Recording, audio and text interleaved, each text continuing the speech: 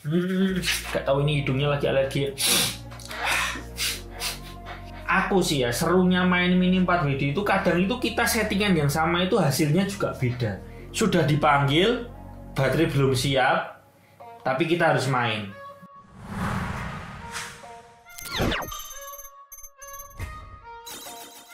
Halo semuanya, kembali lagi bersama aku Tommy. Dan di video kali ini kita mau menjawab pertanyaan netizen yang budiman. Karena kemarin kita sudah open submission question buat pertanyaan seputar STBA gitu guys. Hari ini khusus membahas STBA karena yang itu regulasi yang memang aku pakai juga buat bikin balapan di Magelang, dan itu juga regulasi yang aku main di kota Yogyakarta. Gitu guys. Kenapa main STBA? Karena adanya itu di Jogja. Gitu. Dan menurutku itu regulasi yang cengli. Cengli itu apa ya? Cengli itu fair karena tidak perlu banyak jajan ban karena ban boleh dibubut, jadi maintenance ban tidak terlalu ekstrim atau apa ya, karena ban itu kalau kena was bensin kan lama-lama tetap kena efeknya gitu. Jadi ya oke lah, pokoknya kita bahas di video kali ini. Untuk penjelasan tentang STBA kalian bisa tonton lagi di videoku yang ini, silakan tonton aja di videoku di sini. Oke, kita langsung aja baca pertanyaan netizen satu persatu dan kita respon. Sebagai pemula penasaran, kalau race harus bawa berapa pieces baterai? Terus baik bawa charger yang berapa slot? Gitu. Dari Garinda Bayu Mi 4515. Oke. Kalau race harus bawa berapa baterai dan charger yang berapa slot? Aku sendiri pakai charger yang isinya 4 slot. Baterai yang aku bawa itu 4 pieces. Kadang aku bawa 8 pieces. 8 pieces itu berarti berapa? 4 pasang. Gitu. Kenapa aku bawa baterai banyak-banyak? Karena gini, babak kedua itu biasanya kalau balapan tuh kemerungsung. Dalam artian gini, sudah dipanggil, baterai belum siap, tapi kita harus main. Nah, baterai belum siap, misalkan kita baterai itu belum full atau memang belum siap, ya otomatis nanti mobil kita itu yang buat jalan tuh beda performanya, beda rasanya, nanti bakal di-track itu bakal beda gitu.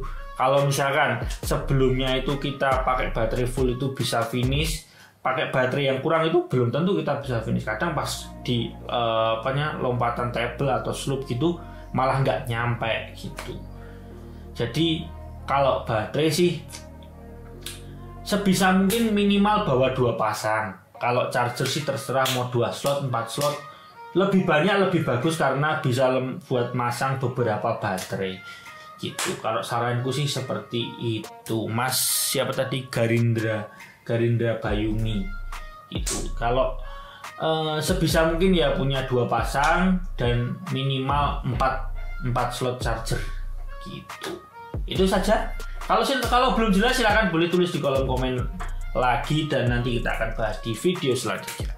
Oke, next ada Herskovic 9930.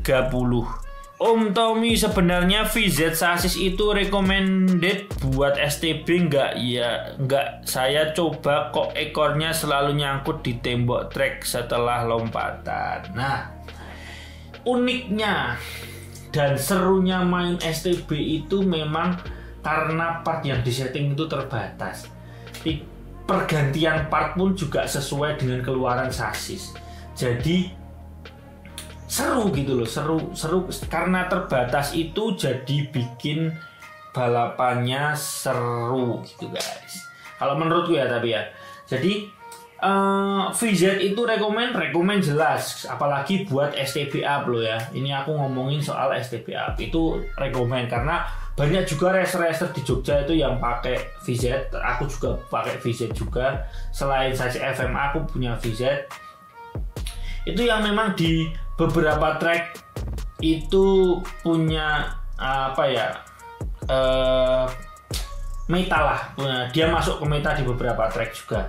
Nah, apa yang membuat ekor itu sering nyangkut itu adalah pas lompatan. Pas lompatan itu kemungkinan mobil itu mendaratnya itu bukan di tengah trek tapi agak minggir, atau mungkin belum sampai di pendaratan dia udah miring. Nah, miring itu bisa dari ban, itu ban geol tidak. Nah, ban itu sudah dibubut atau tidak, itu juga ngaruh. Itu ngaruh banget di lompatan. Terus posisi ekor atau akar itu tinggi sebelah atau tidak, karena akar kan boleh digoyang. Nah, goyang itu tinggi sebelah atau tidak, itu juga pengaruh di lompatan. Belum lagi nanti settingan roller kanan di dalam, roller kiri di luar, gitu juga beda lagi di lompatan gitu. Jadi ya kita mengupgrade skillnya lewat eksperimen seperti itu. Kita coba, kita akar sudah oke, ban sudah oke, roller sudah oke, apalagi nih, mungkin sasisnya miring atau apa gitu, atau mungkin memang voltase baterai yang kurang, sehingga pas lompatan itu mungkin tidak ada traksinya buat melompat atau gimana gitu. Kita bisa analisa step by stepnya seperti itu. Kalau rekomen, menurutku tetap rekomen. Oke, next kita ada Jans Edit. Om mau nanya, Tamiya merek Daxing boleh join turnamen Tamiya enggak? Jadi gini guys, mungkin Om Jans Edit ini belum nonton videoku yang ini nih, tonton aja. Jadi ini itu namanya Mini 4WD, dan Tamiya itu adalah merek sama seperti Audi itu juga Mini 4WD punya. Nah, cuman merek dagangnya itu Audi gitu. Jadi kalau Daxing itu merek dagangnya gitu, bukan Tamiya Daxing ini. Jadi Daxing itu boleh dipakai atau tidak buat turnamen, boleh. Di beberapa regulasi itu membolehkan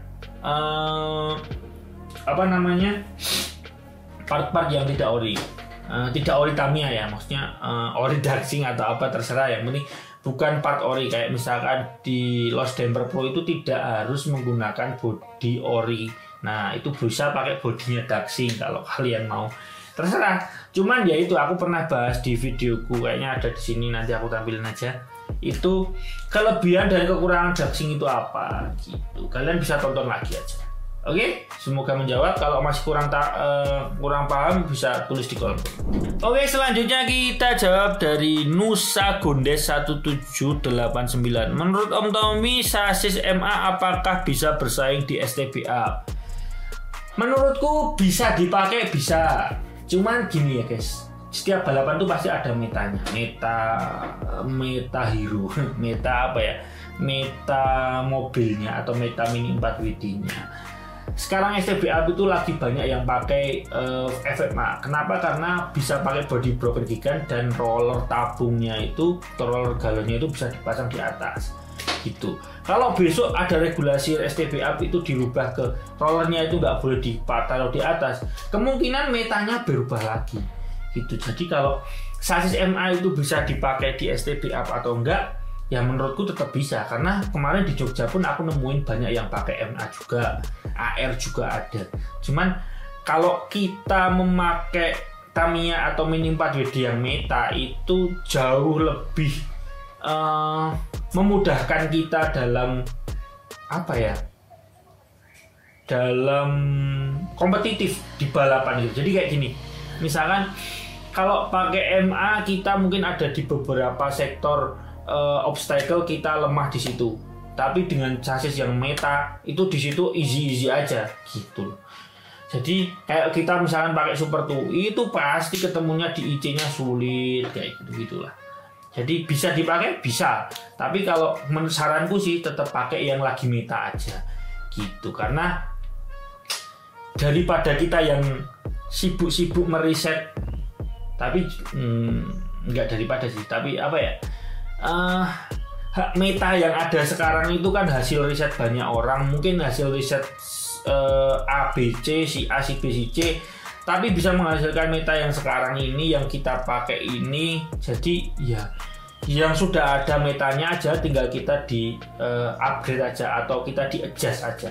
Amati tiru plek ketiplek. Dah gitu aja, silahkan tulis di kolom komen kalau masih belum jelas.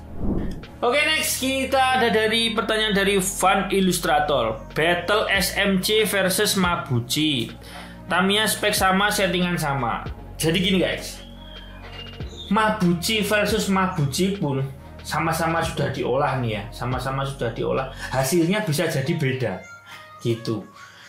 Tamiya dengan spek yang sama atau Mini 4WD dengan spek yang sama pun, speknya udah sama nih, udah sama plek ketiplek nih, A dan B, sama-sama mesinnya di breakin, sama-sama mesinnya jadi, belum tentu hasilnya sama karena banyak faktor, mulai dari ban.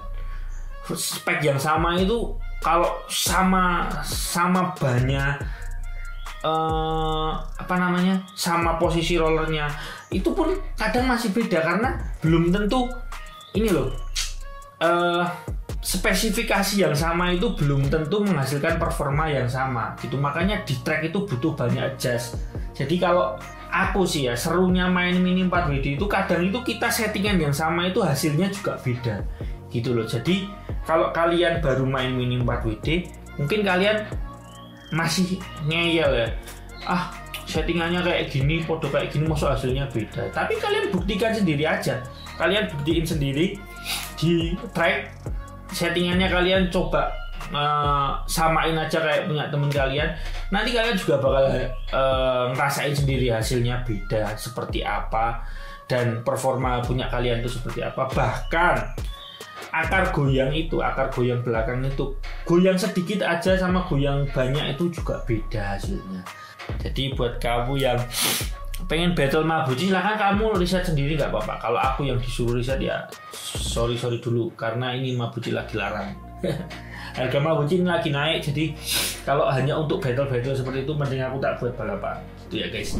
Next kita ada dari Daung Ngodong 2810. Sekali-kali ngadain event race di Purwokerto banyak racer STB, Sedemper, dan STO di Purwokerto dan sekitarnya.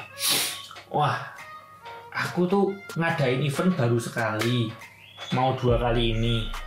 Itu yang bisa dilihat di sinilah, akan kalian tonton sendiri.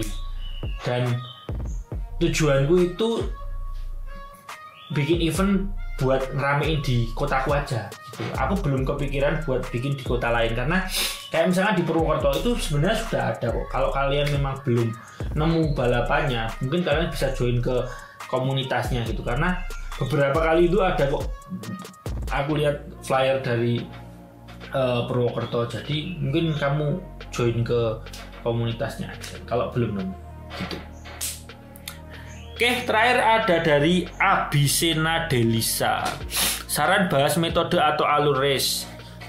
Pemula kayak saya masih bingung sistem kupon. Semoga dibantu. Sukses terus Om Tommy. Oke, gini. Kalau masih bingung, itu saranku satu, datang ke event dan datangnya awal atau datangnya pas masih baru-baru mau mulai.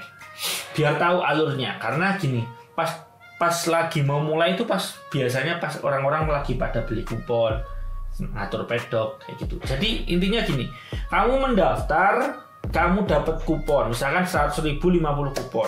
Nah, berarti kamu hanya bisa melakukan race selama bisa melakukan race 50 kali gitu, karena jumlah kuponnya 50. Kalau mau nambah gimana? Boleh gitu. Jadi kamu bisa beli kupon dengan cara registrasi, dan kalau kamu mau nambah kupon tinggal bayar aja gitu. Dan kupon kamu itu bisa buat main untuk babak pertama sejumlah yang ada di tempatmu. Kalau 50 ya 50. Jadi kalau sekali kamu naruh kupon, mobilmu jalan kok kelontang atau gimana, ya udah berarti kamu harus pakai kupon lagi buat balapan lagi. Begitu seterusnya. Kalau kalian babak pertama itu dapat kupon atau lolos, nanti dikasih sama panitia kupon untuk babak kedua. Babak kedua lolos, untuk babak ketiga nanti dikasih lagi. Itu sebenarnya alurnya sudah gampang banget dan bisa kalian pelajari kalau kalian nonton balapan. Kalau kalian nggak pernah nonton balapan sama sekali, kalian nggak punya bayangan soal balapan itu sendiri gitu guys. Jadi sering-seringlah main ke balapan aja gitu. Syukur-syukur ikut ya. Oke, sudah semua. Gak tahu ini hidungnya lagi alergi. Oke, udah semua, sudah saya jawab semua. Terima kasih yang sudah mengajukan pertanyaan. Semoga pertanyaannya terjawab. Kalau masih belum terjawab juga bisa tulis di kolom komen, gitu guys. Nanti kita bantu jawab lagi. Kalau masih belum puas, oke. Kalau mau main ke Magelang, mau ngobrol-ngobrol santai soal Tamiya sambil ngopi-ngopi juga boleh. Oke guys, terima kasih buat kalian semua yang sudah mengajukan pertanyaan. Next kita bikin open question lagi. Sebulan sekali lah biar makin asoy gitu. Terima kasih buat semuanya yang sudah menonton video ini dari awal sampai akhir, dan buat kalian semua semoga makin lucu di lintasan. Alright.